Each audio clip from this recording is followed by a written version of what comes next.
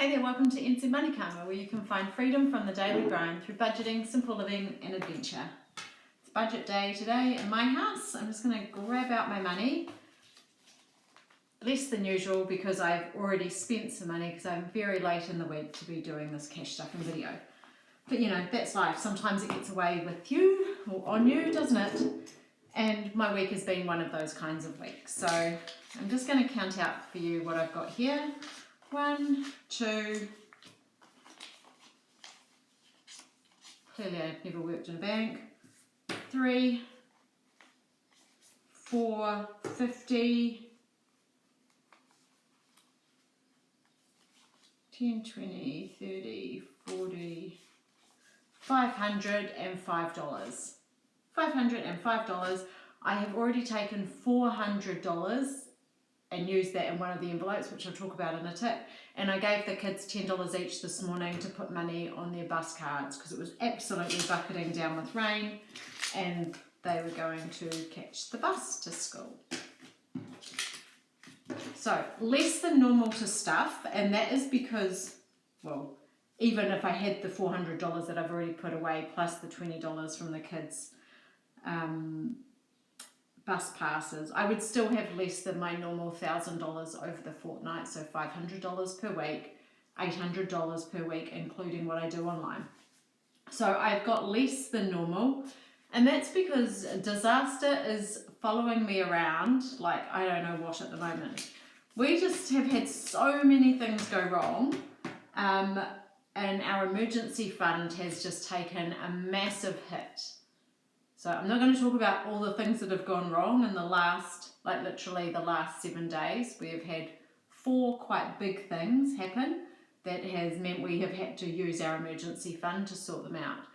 And I can tell you it's looking very depleted because we're living on $40,000 this year. It's a tiny amount of money for a family of 4. And I guess the thing that's saving us on a regular basis is that we have this emergency fund. So when things are going wrong, you know, like for example, we've had 3 funerals we've had to go to out of town this year. Well, it's our emergency fund that has provided the ability to do that, right? So we have got other money. We're also investing outside of that. That's the entire point for us of living on $40,000, so we can put much more money into our investment accounts. So I just want to be really clear and really transparent that living on $40,000, we would not be able to do these things. We would not be able to fully fund our emergency fund on $40,000. I can tell you that for nothing. We like to have 6 to 12 months worth of living expenses put aside in our emergency fund. That's what feels safe for us. We self-insure for a lot of things, so we need to make sure we have a decent chunk of cash to be able to manage those problems, I guess, if they arise. And I just don't want anyone watching who is only making $40,000 in their hand to think that, oh, how is she able to do all that on $40,000 and I'm not? No, we can live on $40,000. We can do this stuff on $40,000. But when, you know, that hits the fan, I'm not able to manage that on $40,000. It's just not enough money. So just before I start, I wanted to make sure that was clear. Yeah, so I'm sticking to my goal of 40 grand, but definitely when things are going wrong, I'm dipping into the emergency fund and fixing it with that fund. And I will do another video all about emergency funds, not just why they're so important, because I think if you don't have an emergency fund, it is an emergency. I think it's extremely important, but also how we plan to top ours back up again, like what we're going to do, and maybe just some ideas I can come up with that if I was in a different situation, how could I create my own emergency fund? So let me know in the comments below if you think that would be a helpful thing to do, or you're kind of interested to hear what emergencies have befallen my family over the last few weeks. So let's get this sorted out. I don't like it being too tidy. I kind of like it just there so I can grab it easily.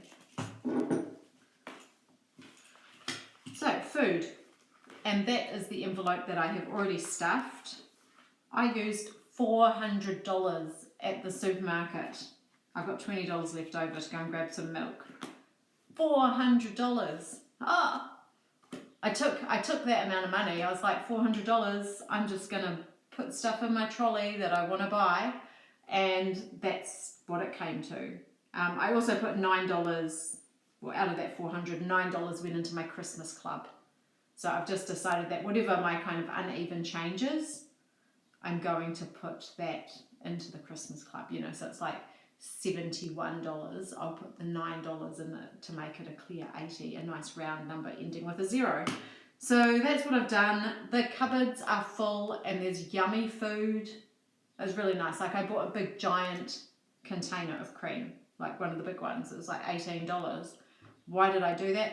Because my kids exercise a lot and I don't know, I'm kind of, I wouldn't say I'm worried, that's the wrong word, but you know, I'm really conscious that they need extra calories and cream is a nice easy way to provide that. So I'm just going to buy the big cream. But I know that's really expensive. If I was trying to stick to a smaller budget, I would not get a big thing of cream. I might get a tiny thing of cream that costs $3 or $4 and just, you know, let them use it a couple of times. But I really wanted them to use cream on their cereal in the morning, so I bought it and it's working a treat. So cream is good. Yeah, I will actually put a little, I don't know how to put it up in a square. You know, sometimes people have just a little shot that just pops into their video and it shows another video. I don't know how to do that. So I will stop this video and add a quick picture of what my grocery trolley looks like. I'll do that now. Cool. And then back again. So that's what I bought at the supermarket and I've got $20 left over. So that was $400 gone. Work travel, my husband has been away and there are 3 pays or 3 cash stuffs between now and when he goes away again. So I'm going to put in, I was going to do 75 but I haven't got a 5. That's not true, I do have a 5, I just don't know if I want to use it. So I'm putting in 75. If I put in 75, 75, 75, that will be the right amount of money for him to take away. And the kids have got their pocket money. They've actually been very good with their budget and, you know, keeping their spreadsheet up to date and making sure that, you know, they've put their money into sharesies and stuff. I don't know what it is, but they are being very onto it at the moment. And then petrol, I thought, crikey, we're hardly even going to need to put anything in the car because it was almost at full. But the kids have had quite a few sports things on lately and it's seen me going like, you know, every which way. It's always, well not always, but there's often things that are at night time so they can't just bike in the dark to where they're going, you know, stuff like that. So I am going to have to put a little bit of money in the car and I'm going to put in just, what am I going to put in? $30? Yeah, let's do 30. And then the garden, it's a very busy time of year at the moment in the garden. If you've seen my last video, you'll see I've started off lots of seeds. So I've got a bit of time up my sleeve. I'm just going to put in $10 here. I think I'm pretty good. I'm probably only going to have to buy some courgette seeds. I think once I've done that, that will be pretty much it. I have got a king seed order that's arrived and I forgot courgette seeds in it, but I do have some flowers and some basil, some radishes, some lettuce, some carrots, so I feel like I'm mostly covered. And then the old school fees. If we're talking about things I can and can't afford on $40,000 a year, well, school fees are pretty tricky. What I thought was going to be about $5,500, $6,000 for the year is actually looking closer to 10. So that's not balancing up. You know, like I had just a bit over 6,000 saved to pay for that in advance. But now we're getting close to the end of the year and a couple of things have come up that I wasn't expecting. So they're not fees per se, but they are school related costs. So I'm just kind of debating what I should do. I have been saving money every week for the entire year to fully fund next year's fees. But I think I'm going to end up having to use some of that for this year's things. So it's really not working out. I guess on $40,000 I would be having to say no a lot more than I currently am. I'm saying yes to a lot of opportunities for the kids. If I had no other resources, it would have to be a hard no because I just cannot afford it otherwise. And that makes me mad. It makes me mad that someone else's kid isn't getting those same opportunities. You know, it's just not fair, and it does bother me and it annoys me. Let me know if you're in that situation, how you're going. If there's anything I could do or anything we could cover on this channel that would help, I would love to know. So this week, nothing into school fees because I've got other things that I need to fund that haven't been taken care of. And that first one is birthdays. It's my husband's birthday coming up and we don't buy presents.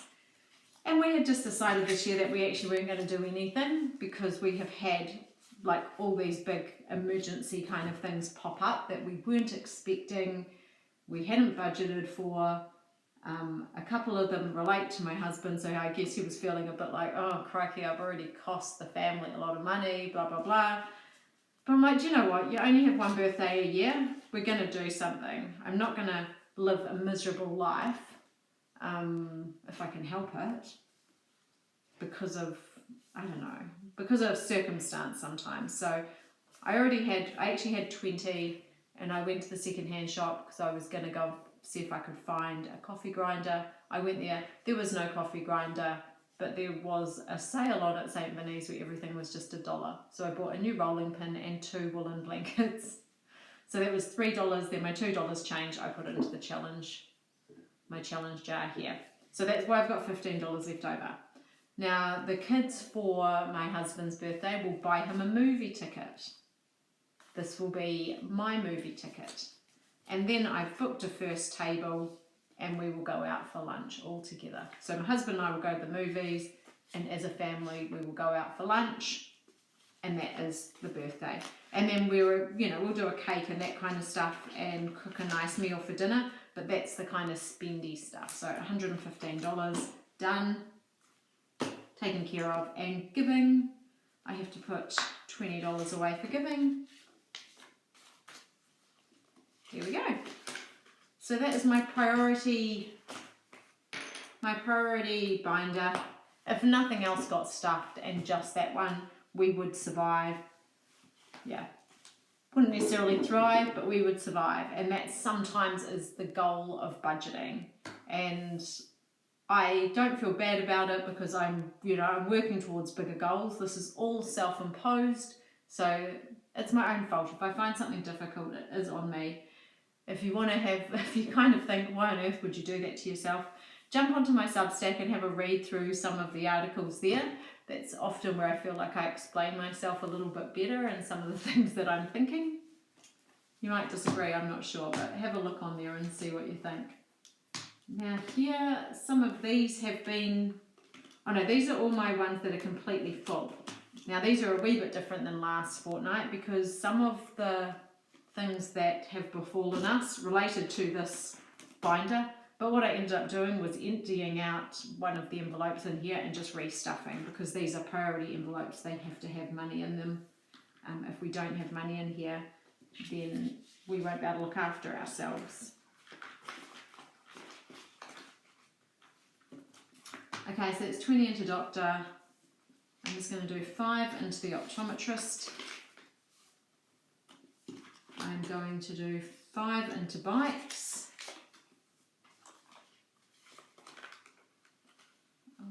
So there's 10 there. So I just was seeing if I could get an extra, if I could get those 5s out, which would have been really handy. 5 into hygienist. I need to book this appointment. I put it off every year because I hate going, but the money's there. I just need to ring up and do the phone call. And then vet, $5 also. Nothing imminently needed, but it's always good to just have that stacked up, right? Because you never know. And the kind of, we're using our emergency funds and we're using them, because there's no envelope like this. So for the vet. We won't need to use an emergency fund for vet, but our things have come up that we have never thought of, you know, so that leaves us short, and I'm rectifying that now. For example, I have a funeral envelope in here because I just hadn't expected to go to so many funerals, but then I thought maybe I'm just of that age where that next generation does start to die a wee bit early. So this one here, I've got dog food is going to get 5. He's all stocked up, so no hurry, we can tick along with that. Dentist, completely empty. Why is it empty? Well, I took the money from here and restuffed some of those envelopes. Why did I do that? Because, well, I'm going to tell you here, one of the things that we needed to use our emergency fund related to some dental work, and it was quite a few $1,000s. So I was like, it just didn't even matter, this envelope. I was like, we used what was in it, and then we used some other things from another envelope because of another emergency. So I just topped that up, and it was just like, if it wasn't one thing, it was another. And then we had 3 of them, and then 2 more things happened. And I was like, oh my goodness, I thought we were done at 3, but no. So what am I going to do with dentist here? I'm just going to put in $5 because I cannot fix the dental envelope today. So if we needed something done at the dentist now, we'd again be dipping into our emergency fund, which is not the idea. Not the idea at all. That really should just be for major emergencies that we really haven't thought of. You know, we've thought of the dentist, but what I hadn't thought of was the dentist for many thousands of dollars. I had thought about it for some hundreds of dollars. But never mind. Okay, fun. 1, 2, so that's 140, and I have got some, this here will be for my hotel for my daughter and I when we go and see the World of Wearable Arts show, I guess it is. And so what am I going to put towards this? I'm going to put another $100. What have we got? Okay, use that. Another $100. So 1, 2, 3, 4, 5. That is our hotel accommodation. So we only need a hotel for 1 night. We're actually away for 4 nights, but the other nights we're staying with friends in the area. So now I've got $40 towards our spending. So I need to make sure next cash stuff, which is my very last cash stuff before we go to WOW, that I put aside a good chunk of change, because we will go out for dinner when we are in Wellington with some friends, and we'll probably have some public transport costs and some groceries. So I'm going to need a decent amount of money, I think, to manage that successfully. But that's all right, it's done. That's a good thing, isn't it? So now what have I got left? Just $80. Tell you what, that went quick. Let's have a look. Christmas will not fund itself. And I was thinking we were going to be doing one thing at Christmas that wasn't going to be very expensive, but now we're doing another thing. So I need to crack on with that as well. So I've got $50 towards Christmas. I have bought a couple of presents, and I actually bought a couple more. I'm not going to talk about them on here because now my kids have started watching this channel. So I cannot talk about what I've got them for Christmas. Maybe closer to Christmas I'll do a video about what I have done, but I don't know. I might have to call it some other kind of title to put them off the scent. And then we've got our dog needs a groom. And I need $90 for that. Let me just see if I can find 2 10s.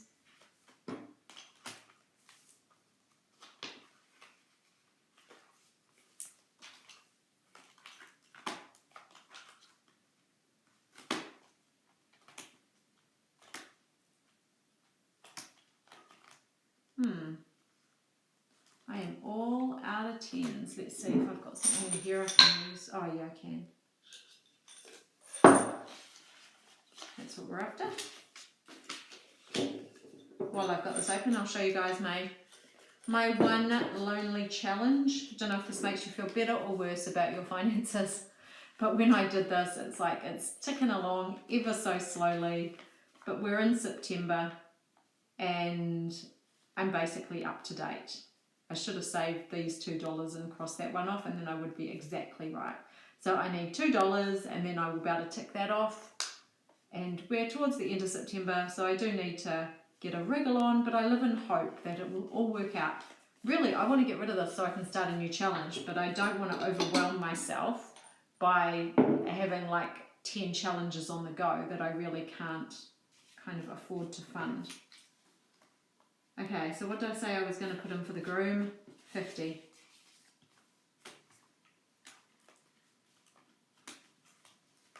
Oh, hang on, that was his money, wasn't it? Okay, so 90, there we go. The dog can have a groom whenever my husband wants to take him down. That's good, that's important. So for these ones here, well, I'm not going to be able to put something in every single one because I've only got $5 left. So from my budget now, I've got left tech, clothes, shoes, funerals, grading, Reggio and Warrant. Also Reggio and Warrant, $0 in here. I had, oh crikey, I had an excess of $500 aside for that. But what do you know? The car needed extra things done, which I will talk about in my emergency fund video because that's how I paid for them. So it's really just been one of those weeks. It will feel better, and I'm very grateful that we do have a good emergency fund. So these things are annoyances rather than disasters, but it does just go to show me how precarious we as kind of part of the middle classes are. You know, you think you're on top of it. You know, you're beavering away. We live really cheaply. We're saving, blah, blah, blah. We're investing. We're doing all the things that we think we're meant to do to succeed.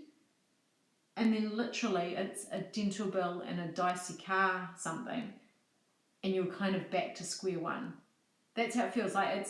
It really feels like you cannot climb. You cannot climb that economic ladder because whilst it's not a huge disaster for us, it doesn't make us homeless because these things happen, or it doesn't mean we can't get the treatment or whatever. But it does just mean we have to stop growing wealth in order to sort out the here and now. That we can't get enough in advance that those kind of costs don't matter because they still matter. And that's a real bummer. And I know some people might think that sounds very spoiled because you might be struggling, or you might know people who are struggling more, but it's just a symptom of the entire system that's a little bit broken. So it's not, it's like when you read on stuff and everyone's like, oh, I hate landlords, they're this, they're that. Landlords aren't the problem. Owning a couple of houses is a good thing. That is a great thing for a family. They're not the problem because they still inject money back into the economy. They still provide a useful product, which is a home for somebody. They're not the problem. And the more the government tries to tell us that that is a problem, that our neighbours who are doing, okay for themselves are a problem, and that's what's keeping us poor, and that's what's creating, inequity, the more we fight amongst ourselves, the better it is for the people who have the real money. And I don't think that because you own a couple of houses or 4 houses even, yes, you're in a comfortable position, but you're not done and dusted. That does not create the level of wealth that just sorts someone out and their family for the rest of their lives. It's just not how it works. But you look at the really wealthy people. No, I'm not talking about like the dentist or the doctor. I'm talking about proper wealth where they have enough money that any more money they make, they don't need to use. Those are the people who damage our economy and make it difficult to get ahead for all of us because they get to hoard the money. They don't ever spend it. They never have to spend it because they have so much of it. It just keeps making. If they never made another dollar today, it wouldn't matter to them. But they still keep making it and they still keep keeping it. And that ultimately does mean that there's less for everybody else. That's a bit of a tangent, but I'm glad I got that off my chest. Okay, so groom, so what am I going to do?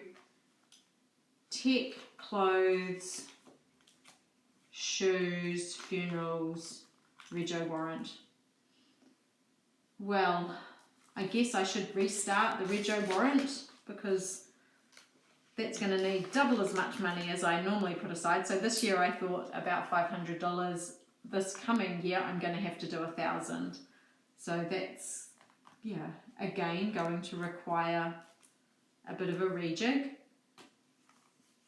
Funerals I'm going to put in 5. Oh, that's all I've got really, isn't it? So tech, clothes and shoes. So which one should I put money in between tech, clothes, shoes and funerals? Tell you what, it's actually going to be tech. I refill and empty this envelope so many times. I've never quite got there to the amount that I want or need to do the thing I want. But anyway, that's it. So it's a very simple, very quick cash stuff today because quite simply there just wasn't much cash. But that's good. I am still very grateful for everything I have, everyone I have in my life, and I'm going to get outside. It's lovely and sunny. I'm going to sprinkle some seeds and then I'm inside to do some sewing, to do a few repairs on some clothes and a pair of pajamas. And yeah, that'll be it for me. So I hope you guys are well. I hope you're managing to stick to your budget. Let me know in the comments below how you're going, if you're finding anything particularly tricky at the moment or you've got a great solution to the world's ills. I'd love to hear from you. Take care and we'll see you next time. Bye for now.